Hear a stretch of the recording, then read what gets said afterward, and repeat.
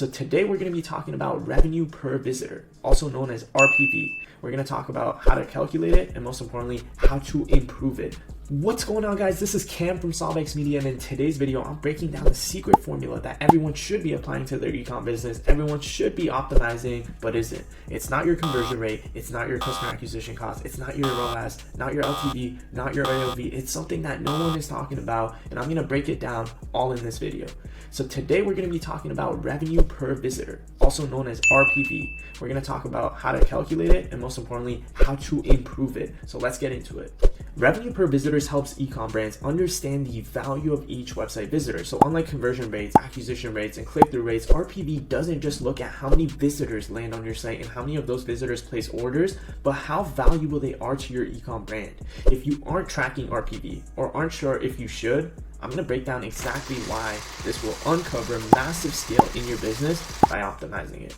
So what is revenue per visitor? Revenue per visitor is a metric most commonly used in the ecom world that measures the average revenue a business generates from each website visitor. So unlike conversion rate, which tracks the number of users that convert, RPV tracks the actual value of each online customer. This makes it critical or a key performance indicator for ecom brands to track the health of their marketing efforts and their long-term impact on the actual business. What's the difference between revenue per visitor and average order value? These are two terms I hear people interchangeably use, and they're actually very, very different. While RPV and AOV may look similar at first glance, they're actually unique and each is important to track for different reasons. AOV measures the average revenue each order drives. It's calculated by dividing the total value of all your orders in a period of time by the total number of orders over that same period of time. Thus, AOV focuses on the average value of each unique conversion instead of the average revenue of each website visitor. Now, why is revenue per visitor so important? Why is it a metric that you need to optimize and really understand? Well, one, it helps you understand and evaluate the customer acquisition efforts. Two, it helps you determine how effective your sales funnel is. And three, it provides you focus to your most valuable customers. RPV also provides context for other metrics you track, such as your conversion rate, traffic, and acquisition costs. But understanding not only how many visitors you drive to your online storefront, but also how much on average each spends with your brand helps you better plan your marketing budget, resources, and campaigns. For example, you might find a buy one, get one free offer increases your site traffic by 50%. Sounds good, right? If you're tracking your revenue per visit, you might see the customers that are actually spending are worth far less than your average customer, reducing the efficiency of your campaign. So when calculating RPV, consider unique visitors or consider using unique visitors rather than your overall traffic to increase the metric's accuracy. So consider this. If you earned, let's say, $10,000 in revenue and you have 100 visitors, your RPV would be $100. If only 25 of those visitors were unique, so new customers or new visitors, your RPV would be much higher. This can change the impact of your marketing strategy and the ROI of those campaigns. The reality is most visitors don't convert on the first visit, so using unique visitors rather than overall traffic provides a more accurate view of the health of your business. Now let's look into some examples for revenue per visitor. How does RPV actually work in practice, and what can it tell you about your ecom business, your ecom website? Let's say you have a pet accessories business and you earned 10,000 in revenue in October and had 3,000 visitors, right? So if we took that 10,000 and we divided it by 3,000, your RPV would be 33.33, meaning the average visitor on the site spends around $33. So now let's look at the 7 strategies you can apply today to improve your revenue per visitor. Number 1, attract higher quality traffic. Number 2, offer product bundles. Number 3, recommend related products. Number 4, use retargeting to draw visitors back. Number 5, offer intent-based promotions. Number 6, build trust with social proof. And number 7, use A/B testing to reduce friction. Very important. So number 1, attract higher quality traffic.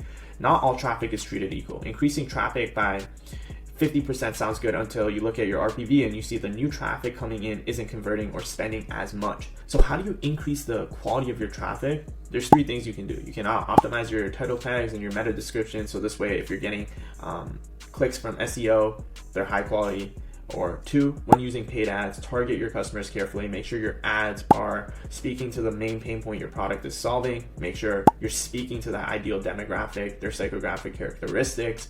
And then 3, create niche content, right? They always say the riches are in the niches. So get hyper-focused so that way it really resonates with the audience you're going after. Number 2, offer product bundles. Bundles are an attractive offer for shoppers focused on value or convenience. By offering several similar items together with or without a discount, you encourage customers to spend more each time they shop. So here's a few different strategies you can use to bundle up and increase RPV. Well, 1, reduce your decision fatigue or reduce the decision fatigue of the end user by bundling related items such as matching dog collars, leash, or dog food bowls.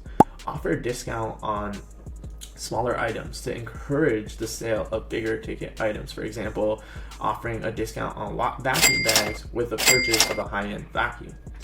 And 3, combine related products such as razors and shaving creams and replacement bundles. It's convenient for the user and it gets everything they need, or they get everything they need in one bundle. So this increases sales, and you guys have seen sort of how Dollar Shave Club really executes on this at a high level.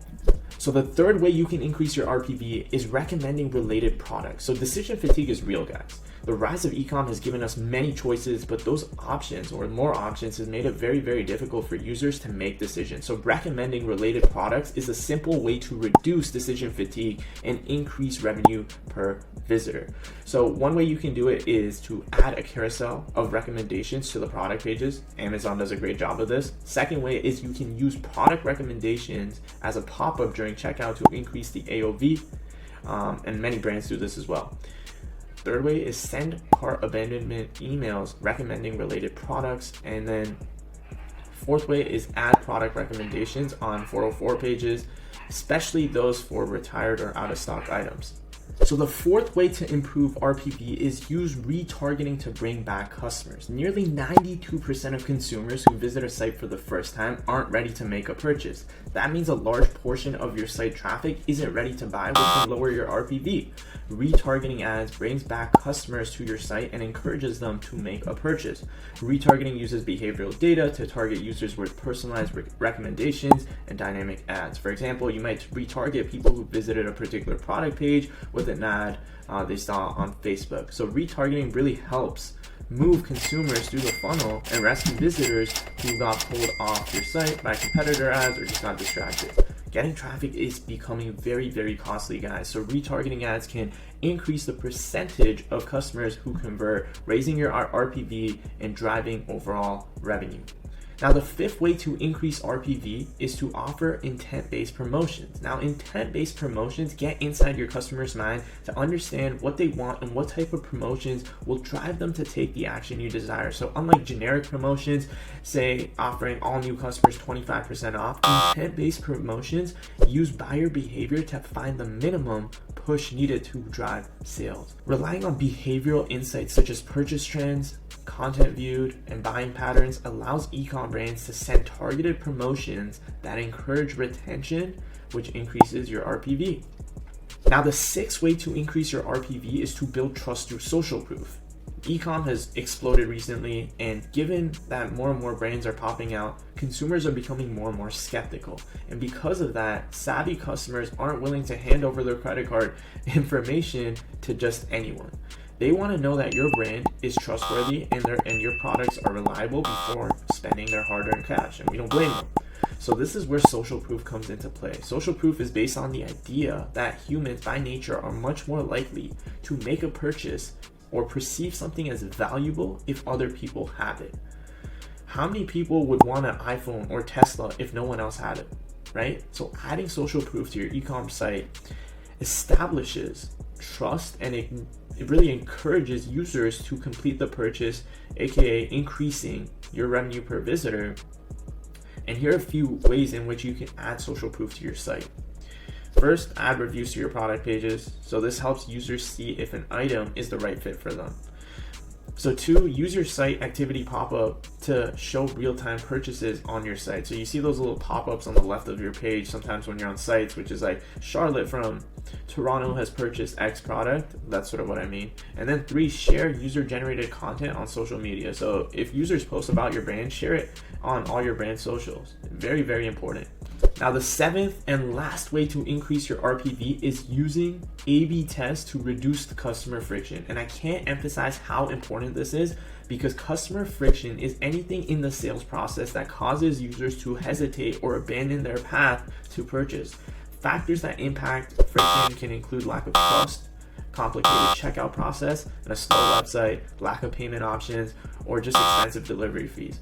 So making sure you're A/B testing to see what offers or site changes increases your RPV is very, very important. So a few tests that you can conduct is checkout button size or the actual placement of your buttons, location and frequency of customer reviews, product titles or URL structures, and then lastly, offering easier payment options such as PayPal or Amazon checkout, which Shopify I think recently just added, or that was like a Facebook on ad integration. So it's becoming easier and easier to purchase.